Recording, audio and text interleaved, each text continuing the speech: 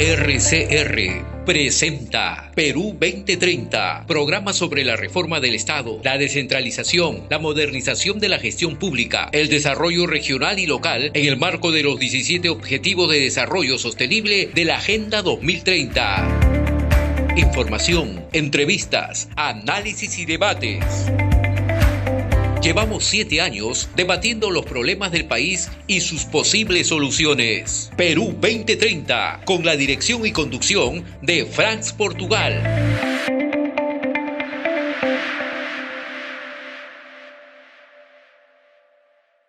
Tenemos hoy día como invitado a Omar Guapara, politólogo, profesor universitario y actual secretario general de la Asociación Civil Transparencia. Buenos días, Omar. Gracias por estar con nosotros en Perú 2030 en RCR Televisión. Bienvenido. Buenos días, Franz. Muchas gracias por la invitación. Una primera, antes de entrar a los temas de fondo, nos gustaría saber que tú que estás recientemente al frente de Transparencia, de la Asociación Civil Transparencia, ¿qué planes, qué proyectos, qué viene desarrollando la asociación?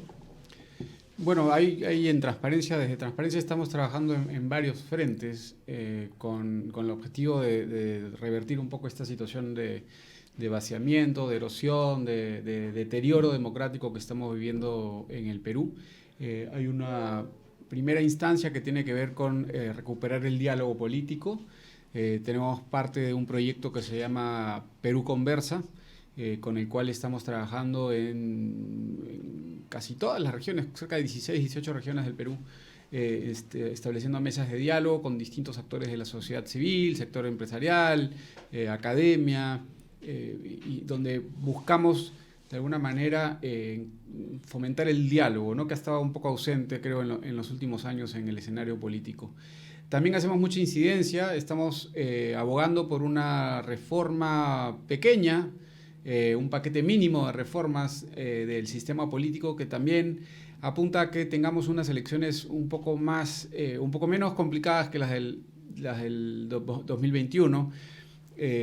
Procuramos o buscamos en realidad que haya un menor número de partidos políticos en el partidor. Hoy creo que ya hay 28 inscritos y hay como 15 más en el partidor y listos para ganar la inscripción.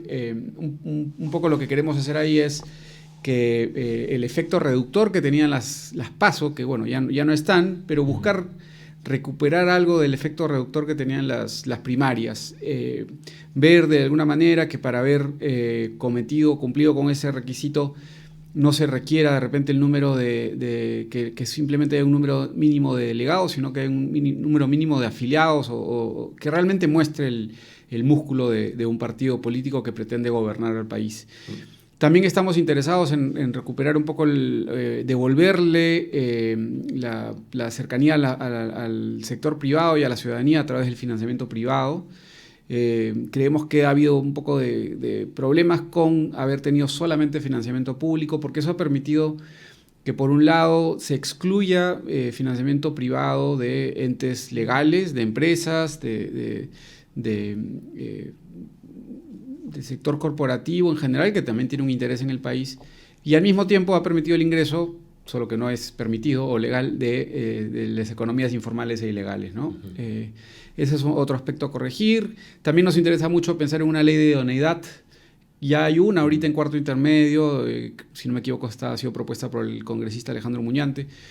Creemos que es importante que haya alguna especie de filtro. Ese es un rol que le debería cumplir, le debería pertenecer a los partidos políticos, pero también creemos que desde la ciudadanía podemos apoyar en eso, en asegurar que no cualquiera pueda presentarse para representar a sus ciudadanos, ¿no? Y que hayan ciertos estándares mínimos condenados por violación, terrorismo, homicidio, ¿no? Unas cualidades de delitos muy graves que creo que ameritarían una exclusión del sistema político, por lo menos por un periodo de tiempo, ¿no? Y además trabajamos mucho con jóvenes, trabajamos mucho con voluntarios, trabajamos mucho en regiones. Hay mucho trabajo silencioso, además, por supuesto, del que probablemente sea el más conocido de Transparencia, que tiene que ver con la observación electoral, para el cual también estamos preparándonos para tener cumplir un rol neutral, importante en la elección que venga en el 2026, si no es antes. Bien, hablando de fomentar el diálogo nacional, ¿qué ha pasado con el Acuerdo Nacional? Que supuestamente es el mecanismo para establecer el diálogo nacional. ¿Cuál es tu balance de este tema? Bueno, ahí creo que juega un rol muy importante el doctor Max Hernández, ¿no? Llevando a cabo, liderando esta iniciativa.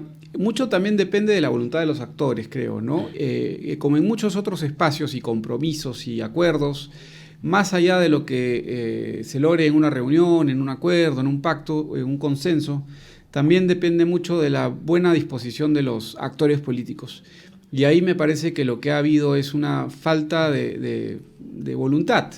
Creo que el acuerdo sirve como un espacio, como un foro para discutir, para congregar, para reunir diversos actores, pero si esos actores de repente no están interesados, o como pasó en la elección, que tanto Pedro Castillo como Keiko Fujimori firmaron un pacto, ¿no? un compromiso, creo, por la gobernabilidad, y al final de cuentas vimos lo que pasó con Pedro Castillo, por ejemplo, ¿no?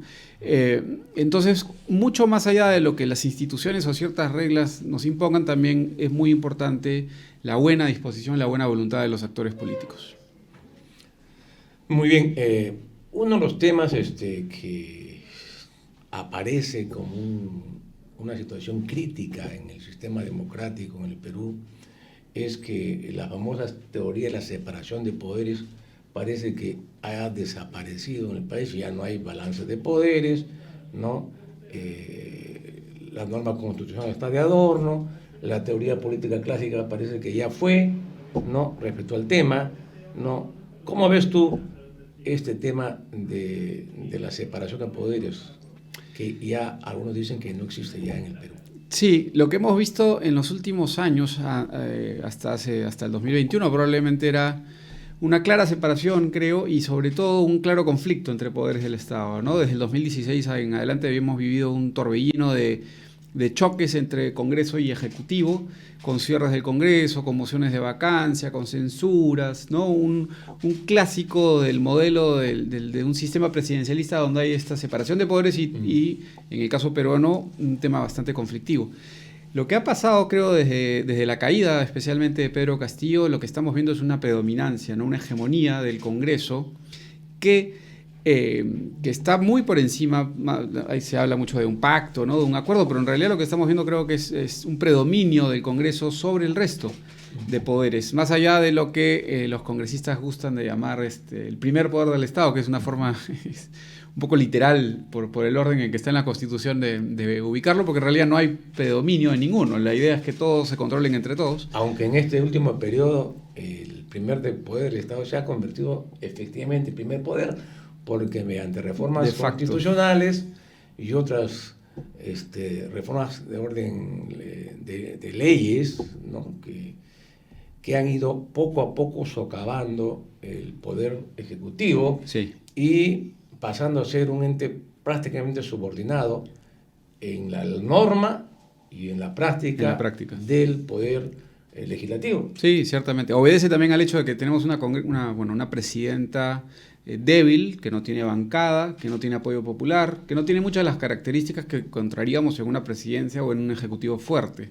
Y por otro lado, lo sorprendente de alguna manera también es ver ese consenso dentro del Parlamento para haber sido tan atomizado, fragmentado, para estar dividido entre tantas bancadas. Sí se ponen de acuerdo, hay ciertos consensos en torno a, por ejemplo, la elección de un defensor del pueblo o la elección de miembros del Tribunal Constitucional, y también sobre investigaciones, por ejemplo, en torno a la Junta Nacional de Justicia. Muchos espacios que de alguna manera podían haber servido contrapeso también a la hegemonía del Congreso y sin embargo que están hoy un poco debilitadas, ¿no?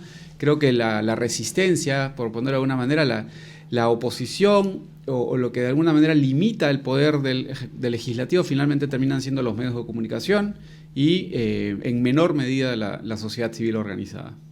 ¿Tú crees que habría que replantear esta teoría de la separación de poderes y ver más una nueva teoría que incluya a los poderes fácticos, a los medios de comunicación, ¿no es cierto? O sea, esa clásica separación de tres poderes que se contrabalancean, parece una confusión, y como tú mismo lo has dicho, a veces los medios de comunicación es el contrabalance del poder realmente existente. Sí, sí, creo que hay bastantes aportes teóricos, sobre todo desde América Latina, que han hecho énfasis en los poderes fácticos, ¿no? No solo en los medios de comunicación. En el siglo XX fue muy importante el poder militar, ¿no? Las Fuerzas Armadas cumplieron un rol muy importante en sistemas políticos de Latinoamérica. Se habla mucho también del poder del sector privado. En líneas generales, lo que espero que estemos viendo hoy sea más una excepción y volver un poco a la normalidad en algún momento, en el cual realmente tengamos una separación y un equilibrio entre los poderes del Estado. Ahora bien, algunos señalan de que el gobierno real es el Congreso de la República y no el Ejecutivo. El Ejecutivo, según señalan, aparece como un apéndice del Congreso de la República. Y en el Congreso, quien efectivamente tiene control es la mayoría parlamentaria, que ha logrado cohesionarse alrededor de Fuerza Popular. Y si seguimos analizando, se dice también de que quien realmente maneja el Congreso es Fuerza Popular, no Renovación, Avanza País, ni APP, sino Fuerzas Populares que dicta las directivas, las normas. Y al final, quien decide todo eso es Keiko Fujimori. ¿Tú qué opinas de esa narrativa política? La gran ventaja del fujimorismo es que, a diferencia de otros partidos políticos, es una bancada disciplinada. Bueno, digo Fuerza Popular. Ayer escuchaba al congresista Fernando Rospigliosi reclamar que le decían que él no era fujimorista, o él mismo decía, yo no soy fujimorista, yo soy de Fuerza Popular. Y es difícil encontrar la diferencia, pero bueno. Yo creo que la gran ventaja de Fuerza Popular como bancada es que es disciplinada y tiene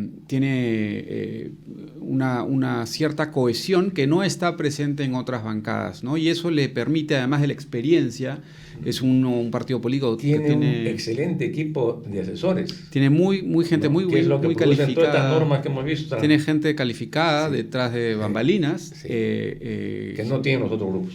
Que creo que no tienen en términos de calificaciones y de experiencia, ¿no? Y en un contexto donde no hay reelección, donde no hay partidos políticos que surgen de la nada, creo que eso le permite a Fuerza Popular tener el peso que tiene dentro del Parlamento hoy.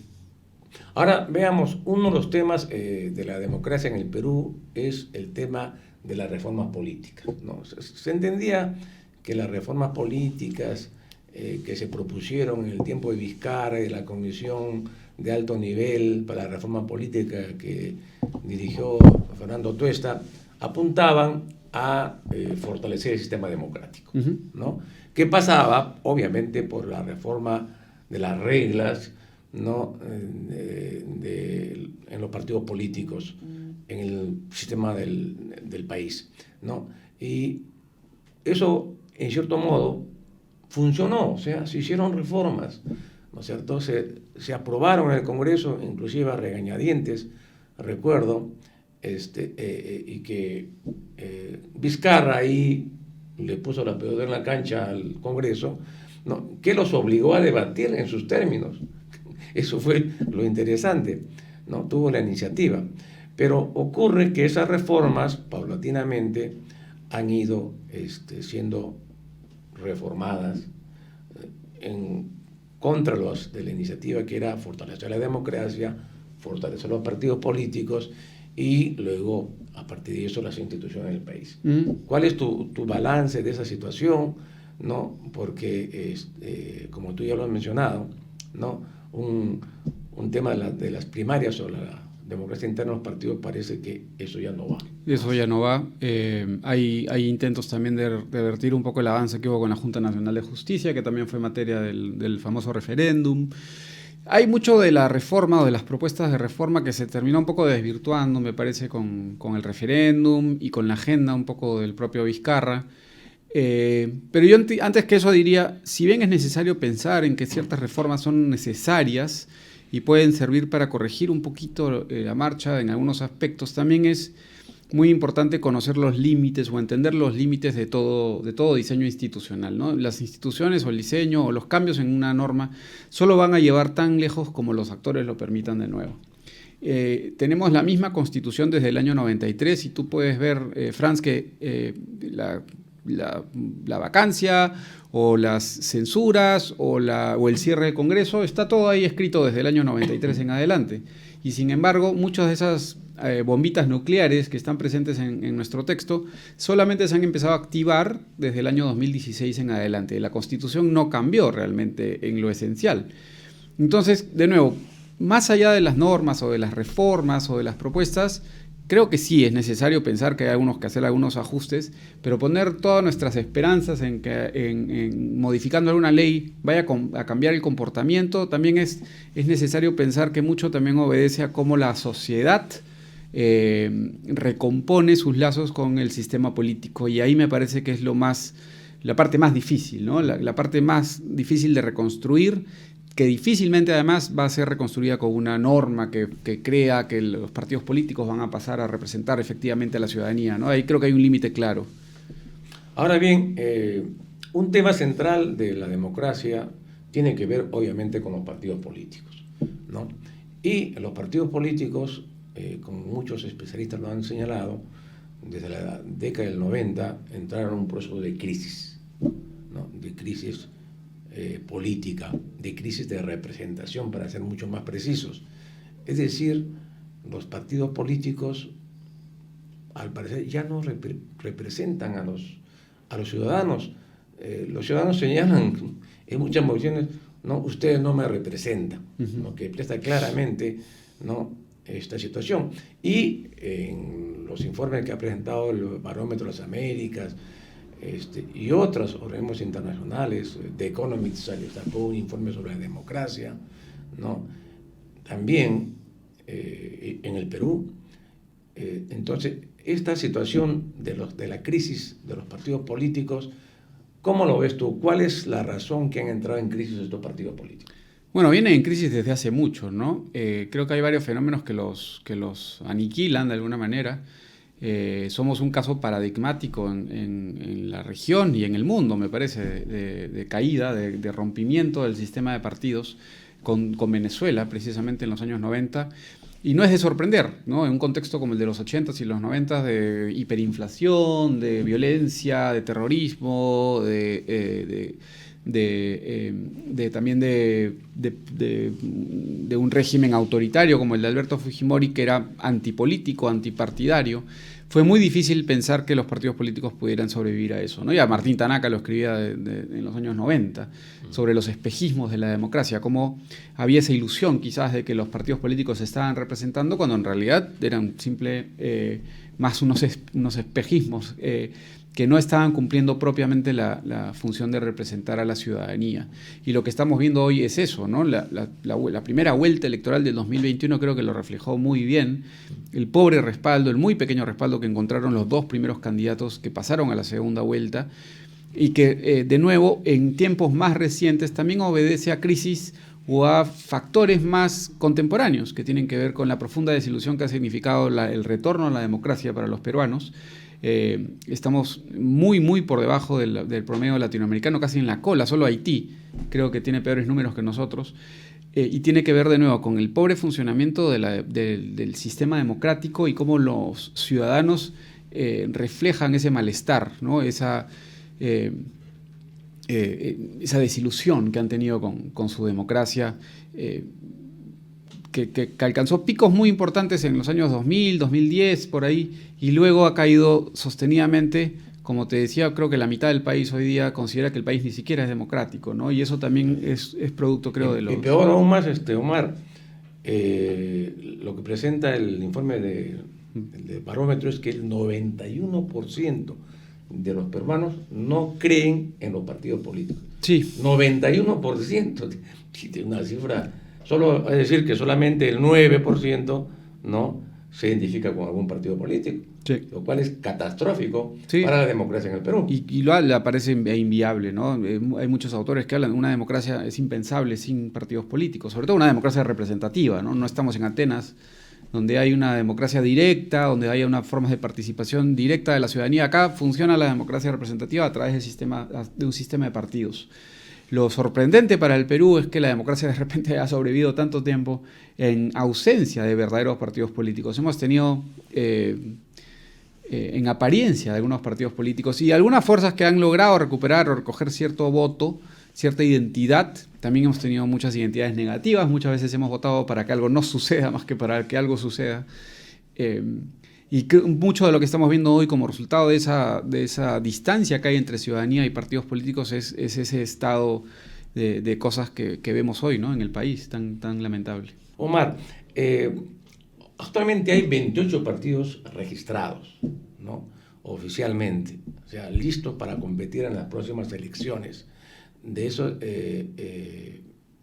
28 partidos, ¿no?, posiblemente aumenten algunos más porque hay como 5 o 6 que están en proceso de terminar de formar sus comités, recolectar las firmas necesarias. Y algunos dicen que ya están presentando, 2 de ellos están presentando ya sus documentos al Jurado Nacional de Elecciones. Pero ocurre que los peruanos no están satisfechos con los procesos electorales, porque en este informe del Barómetro de las Américas dice que solamente el 22% de los peruanos confían en las elecciones, ¿no?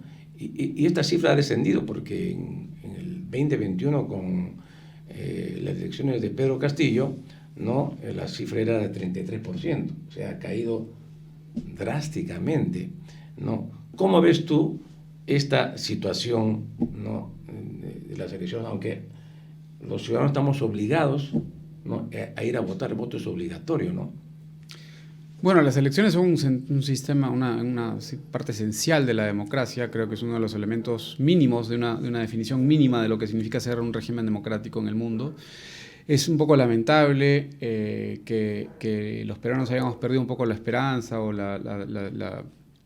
respeto o la confianza en las elecciones. Creo que mucho tiene que ver con, lamentablemente, con las denuncias no verificadas de fraude que han habido en los últimos años, porque por otro lado, casi todas las misiones internacionales de observación y en general todos los diagnósticos han referido que las elecciones del 2021 fueron conducidas de manera impecable. Y ahora un poco lo que estamos viendo es lamentablemente eso, ¿no? También de nuevo el Congreso probablemente buscando interferir o buscando tener cierta injerencia sobre las autoridades electorales. Hay un artículo, una reforma, un proyecto de ley, mejor dicho, bastante preocupante en ese sentido, que está en la Comisión de Constitución, que busca reformar el artículo 99 de la Constitución y que pretende que se pueda someter a juicio político a las cabezas de las autoridades electorales, de los sistemas electorales, ¿no?, como de la OMPE, Jurado Nacional de Elecciones y RENIEC. Y eso es peligroso, eso refleja una injerencia del poder político sobre el sistema electoral. En opinión de Transparencia, una característica mínima de los sistemas electorales es que tienen que ser autónomos del poder político, ¿no? Y hay un riesgo ahí que podría complicar aún más una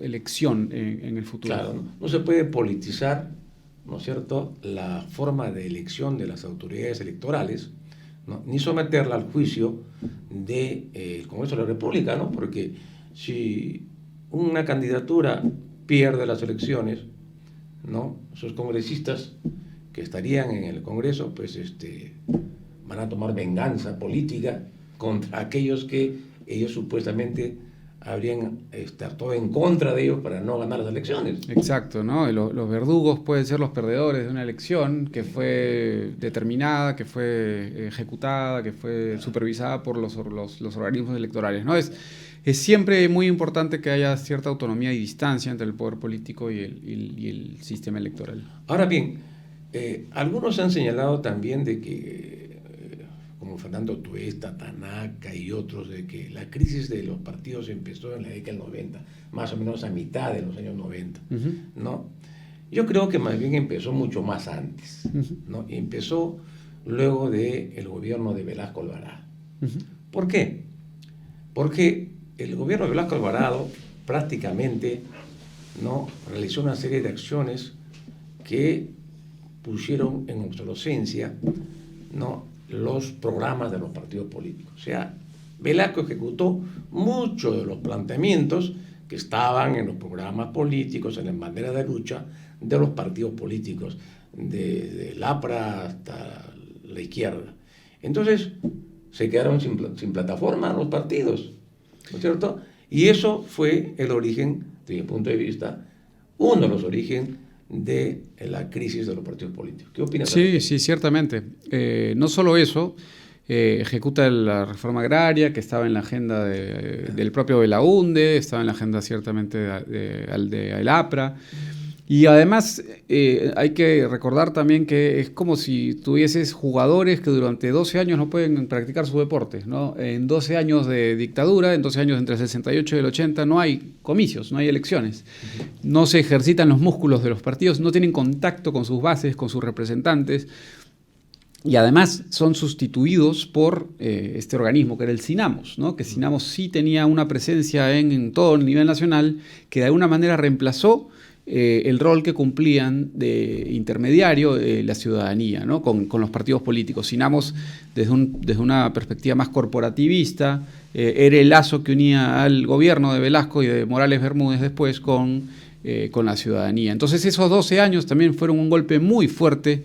Y pensamos lo que viene después, porque después de ya vuelve la democracia, vuelve a haber actividad para los partidos, pero rápidamente se enfrentan a la besanía de Sendero Luminoso y de MRTA, que en realidad van con mucha violencia contra los miembros de estos partidos políticos, ¿no? Desde en la derecha y en la izquierda. Izquierda Unida perdió muchísimos miembros, Acción Popular, en general los partidos políticos fueron objetivo directo de la violencia terrorista, y eso también a su vez perjudicó mucho la formación de cuadros y la representación política de los partidos en todo el país, ¿no?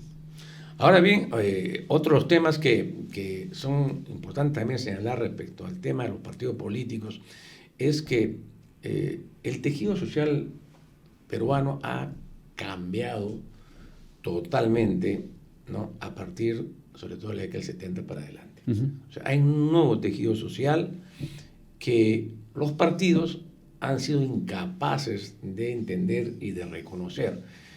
Y si pensamos, en teoría, de que los partidos representan sectores sociales, ¿no? Porque esa es la función de la representación política, pues al no entender eso, pues el APA, el PPC, Acción Popular y los partidos de izquierda, ¿no? Pues pasaron a ser cascarones, ¿no? Que no expresaban a ese nuevo tejido social, ¿no? Que hay en el Perú. Por ejemplo, un amigo de Arequipa me contaba, quienes se movilizaron contra Dina en Arequipa y salían en cantidad a las calles, no eran pues los sindicatos, eran los trabajadores de los centros comerciales, ¿no es cierto?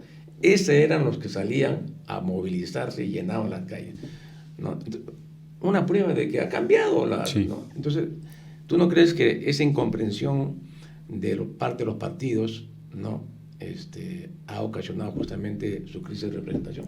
Sin duda, hay una incomprensión, pero también una dificultad. Como bien señalas, Franz, siempre hemos asociado, por ejemplo, a la CGT con el APRA, ¿no? O a la CGTP con la izquierda. Había un lazo, o la CCP, la Comunidad Campesina del Perú, en fin, las organizaciones de base que existían en el Perú hasta los años 80 encontraban un vaso comunicante con los partidos políticos. Hoy, en una sociedad profundamente informal, donde 80% de la PEA está en una situación de informalidad, es muy difícil encontrar grupos organizados a nivel de sociedad civil que a su vez puedan dar una base para los partidos políticos. Los partidos políticos no tienen a quién representar en ese sentido, ¿no? Creo que el gran reto es cómo recoger una identidad que de por sí es bastante fluida, porque una persona que es informal no tiene necesariamente un centro de trabajo, no tiene necesariamente un empleador, no tiene necesariamente muchos factores que facilitan la organización y la movilización.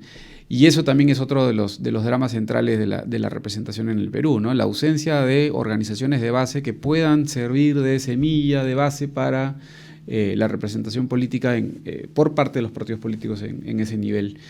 No hay nada que lo haya reemplazado. Creo que el gran reto que tienen los partidos políticos hoy en el Perú es eso, es encontrar algún tipo de espacio donde ubicarse Y creo que mucho de ello también obedece a la transformación de la sociedad, como bien señalas, ¿no? Hay otros temas, hay otros aspectos. Mucho hoy se discute en la derecha buscando mucho los temas más culturales, por ejemplo, ¿no? En temas de una sociedad bastante conservadora, buscando de repente recoger cierta identidad en una línea mucho más cultural, de repente, más que económica, como lo fue en el siglo XX. Ahora bien, en América Latina se ha dado un fenómeno, bueno, en el mundo, ¿no?, de que aparece lo que llaman la nueva derecha, ¿no?, mundial, la nueva derecha latinoamericana, Sí. y han comenzado a aparecer libros, estudios, que explican este nuevo fenómeno de la nueva derecha. Pero no vemos, por el otro lado, por la contraparte, si hay una nueva izquierda, ¿no? Porque solamente hay ese nuevo desarrollo de una representación política, ¿no?, expresada en la nueva derecha. ¿Cómo ves ese tema? Es muy interesante.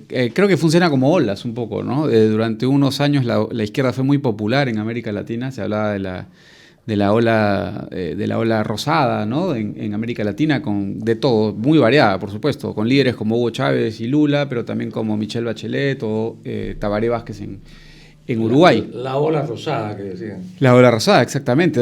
Correa en Ecuador, una ola que evitó Perú de alguna manera. Perú no se sumó a esa ola del todo, ¿no? Y lo que hay, creo que hoy, en términos de derecha, es de alguna manera una respuesta a lo que fue esa época, esa era de expansión de la izquierda. Y lo que estamos viendo hoy es una reacción, creo, a nivel regional. Lo vimos, bueno, obviamente me olvidé en la ola rosada de los Kirchner en Argentina, pero esa hegemonía que tuvieron los Kirchner durante los últimos 20 años en Argentina ha sido, de alguna manera, no fue capturada de manera eficaz o no fue confrontada de manera eficaz por Macri, y ha encontrado en Milei, en Argentina, ahí sí una respuesta mucho más visceral, si se quiere, ¿no? Mucho más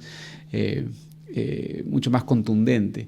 Y de manera similar, también viene acompañado de un cambio en las prioridades de la gente, y eso lo vimos, creo que en el caso de El Salvador, por ejemplo, ¿no? Cuando hay unos fenómenos donde ya no es necesariamente la economía, sino también aspectos como la seguridad ciudadana que empiezan a salir a flote. Ahí creo que la derecha tiene un argumento un poco más poderoso que la izquierda y le gana la batalla. En el caso hoy, creo que los referentes latinoamericanos, por lo menos, y con miradas incluso hacia Europa, pensando en Vox en España o Víctor Orbán en Hungría, es esa idea del hombre fuerte, ¿no?, de la mano fuerte, otra vez como una resurrección del caudillo latinoamericano del siglo XX, que están encarnando hoy El Salvador, Bukele en El Salvador y Milei en Argentina. Y lo que estamos viendo hoy, en el caso peruano, tenemos como 8 partidos en vistas o buscando su inscripción, y 8 tienen la palabra o el nombre de Bukele en algún lado de su denominación, ¿no?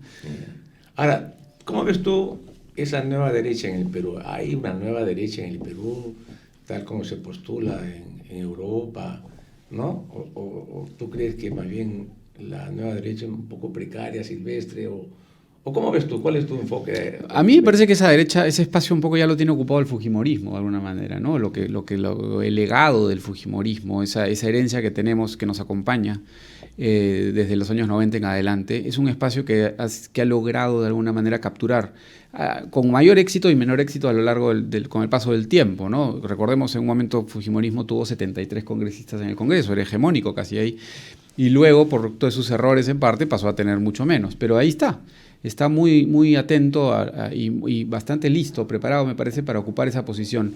El drama también sucede cuando se presentan, he usado ese término también en otras ocasiones, otros fujimorismos, ¿no? Como lo que ha intentado de repente hacer Rafael López Aliaga o en su momento Hernando de Soto. Lo que sucede en la elección del 2021 es que ese fujimorismo o esa derecha, esa nueva derecha, aparece como que repartida en 3 distintos candidatos, ninguno de los cuales logra realmente encarnarla propiamente de tal manera como lo hizo una persona como Milei en Argentina, ¿no? Creo que eso va a estar presente y va a estar de manera muy importante en la siguiente elección. Ahora, ¿tú cómo ves el tema de esta nueva derecha? En el Congreso, lo que hemos visto, ¿no?, es que el centro ha desaparecido. Sí. ¿No? O sea, el centro ha sido absorbido por la derecha.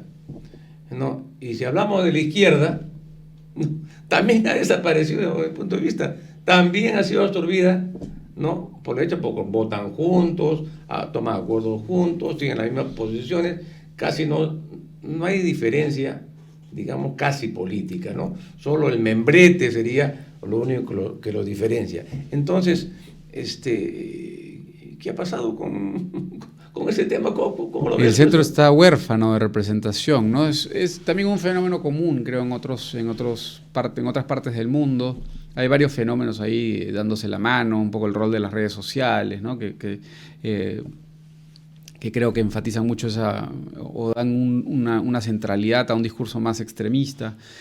Y lo que no vemos y lo que es difícil para los políticos que están ubicados al centro, a la centro izquierda o a la centro derecha realmente es encontrar un espacio o una audiencia receptiva para un mensaje que más bien está más proclive a escuchar voces altisonantes, ¿no?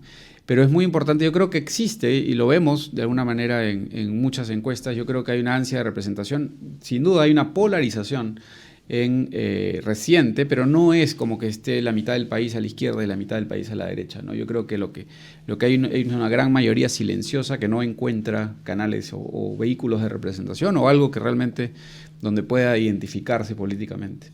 Ahora, esta nueva derecha, ¿tiene vocación democrática o tiene más una vocación autoritaria? ¿Cómo ves tú ese fenómeno? En general, por los ejemplos que estamos discutiendo, Bukele, Milei, un poco lo que vemos en Perú, he mencionado a Víctor Orbán, Trump en Estados Unidos, hay lamentablemente tendencias autoritarias y caudillistas en esos líderes, ¿no? que buscan pasar y sobrepasar a las instituciones democráticas. Ahí hay un riesgo, tienen tendencias populistas que antes eran de repente más propias de la izquierda, pero que lamentablemente donde no encuentran un contrapeso terminan un poco llevándose de encuentro instituciones, ¿no? Ya lo vimos con el caso de Bukele, que se pasó por encima de disposiciones que no permitían la reelección o cómo copó los tribunales constitucionales. Creo que hay una tentación muy fuerte de estos líderes de acumular y concentrar el poder. Podríamos hablar de un post-neoliberalismo y que este post-neoliberalismo tiene contradicciones con la democracia, ¿no? Y que por eso, para afirmarse, necesita hacer estos rompimientos en el sistema democrático para poder seguir existiendo. Sí, es probable. Creo que es una época de transición, ¿no? Creo que fue muy claro lo que vivimos en los años 90, fue bastante, en el mundo incluso, fue muy claro lo que se vivió en los años 2000 en general. Y hoy lo que aparenta difícil es realmente ubicar o colocarle una etiqueta a algo que aparece, sobre todo en el Perú. Si vemos lo que estamos pidiendo en el Perú, parece una crisis que no termina, ¿no? Desde el 2016 en adelante, que no termina de corporizarse en algo concreto, ¿no? Hay permanente inestabilidad, mucha incertidumbre, y es bien difícil encontrar una etiqueta, un nombre o algo que permita agrupar lo que estamos viviendo de alguna manera, ¿no? Yo creo que es más como una transición muy extendida que esperemos desemboque en algo positivo, pero con el grave riesgo de que pueda desembocar en un nuevo periodo autoritario. Bien, ya para terminar, porque el tiempo ya nos ganó, una última pregunta, Omar. Si hablamos sobre el neogolpismo, ¿no? Para diferenciar al golpe clásico, ¿no? Entran ahí los militares, ¿no es cierto? O Fujimori con los militares y hacen un golpe. Uh-huh. Y reordenan todo en función de sus propios intereses, sus programas que tienen políticos, ¿no? Entonces, este neogolpismo habla de una ruptura institucional del sistema democrático, ¿no? Hay cambios, ¿no es cierto? Y ya no se le quiere sacar las tropas a la calle, uh-huh. No se le quiere ninguna intervención de los militares están felices en sus cuarteles, ¿no? Y más bien se hace vía procedimientos legislativos y otro tipo de procedimientos. ¿Cómo ves ese fenómeno? Ciertamente, y lo inaugura Fujimori en el mundo. En realidad, Fujimori es un caso de estudio, esto que se llama autoritarismo competitivo, ¿no? Donde ya no hay una transgresión directa como lo que hubo el 5 de abril del año 92, pero sí excesos o abusos democráticos como los que hubo después de los años del 95 en adelante, como por ejemplo la destitución de los miembros del Tribunal Constitucional.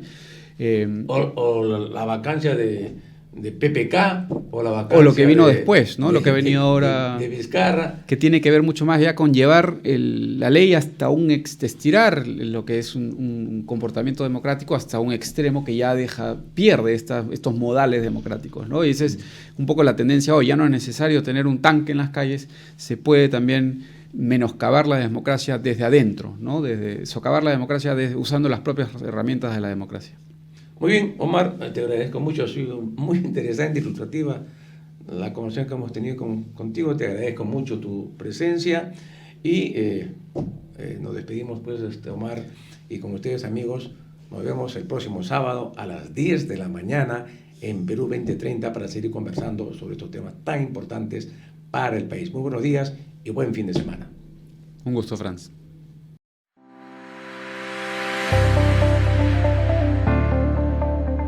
RCR presentó Perú 2030. Retornamos en nuestra próxima edición con más información, entrevistas, análisis y debates sobre los problemas del país y sus posibles soluciones. Perú 2030.